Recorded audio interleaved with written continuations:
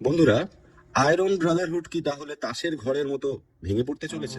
$220 million চীনের মতো giant ইকোনমির কাছে এটা আসলে বিকেলের টিফিনের বিলের মতো। কিন্তু এই সামান্য টাকার জন্য বেজিং কেন ইসলামাবাদের উপর চাপ দিচ্ছে এবং ঘাড় ধরে এই টাকা আদায়ের চেষ্টা করছে? এর পেছনে কি শুধুই টাকা, নাকি রয়েছে অন্য কোনো বড় মাস্টার প্ল্যান? ঘটনাটা বুঝুন। পাকিস্তানে চীনের একটা বড় এনার্জি কোম্পানি আছে, নাম ইউইপি। এরা পাকিস্তানে গ্যাস তোলে, কিন্তু মালিকানা চীনের। কিন্তু এখন চীন বলছে, বাবু অনেক হয়েছে, আমাদের $220 মিলিয়ন এবার ফেরত দাও। সমস্যাটা হলো পাকিস্তানের এনার্জি সেক্টর এখন আইসিইউতে রয়েছে।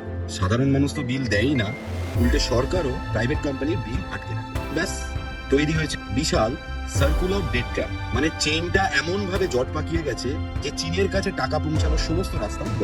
কিন্তু চীনের এই হাই অ্যালার্ট অ্যাপ্রোচ প্রমাণ করছে যে বন্ধুত্ব নিজের জায়গায়, কিন্তু পকেটের বেলায় কোনো ছাড় নেই। গল্পের টুইস্ট এইখানে। ইদানিং পাকিস্তান আমেরিকার দিকে একটু বেশি ঝুলে আছে। ডিফেন্স ডিল থেকে শুরু করে ইন্টেলিজেন্স শেয়ারিং, সব ক্ষেত্রেই আমেরিকার সাথে তাদের মাখামাখি চলছে। চীনের ভয়টা কিন্তু এখানেই। সে ভাবছে, আমি তোমাকে টাকা ধার দিলাম, টেকনোলজি দিলাম, আর তুমি কিনা ওয়াশিংটনে বসে ডিনার করছো। এই $220 মিলিয়ন যে চাপ, সেটা আসলে একটা সাইকোলজিক্যাল মাস্টার প্ল্যান। চীন হাড়ে হাড়ে বুঝিয়ে দিচ্ছে যে বেশি দূরে যাওয়ার চেষ্টা করো না, তোমার গলার দড়ির শেষ প্রান্তটা কিন্তু এখনো আমার কাছে। এখন প্রশ্ন হলো, ভারতের এতে কি সমস্যা? এই সমস্যাটা কেন ভারতের ঘাড়ে নিঃশ্বাস ফেলছে?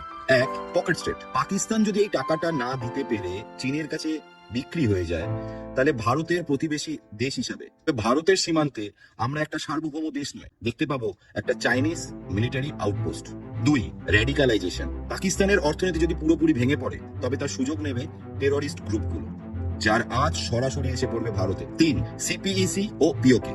চীন তার গ্যারেন্টি হিসাবে গিলগিট বালুস্তান এবং পিওকেতে নিজেদের দখলদারি আরো বাড়াবে, যা ভারতের সার্বভৌমত্বের জন্য সরাসরি একটা থ্রেট। এক কথায়, প্রতিবেশীর ঘরে যদি আগুন ধরে, তার সরাসরি আঁচ এসে পড়বে ভারতের উপরে। সোজা কথা হলো, জিওপলিটিক্সের লোন শুধুই টাকা নয়, এটা একটা লাগাম।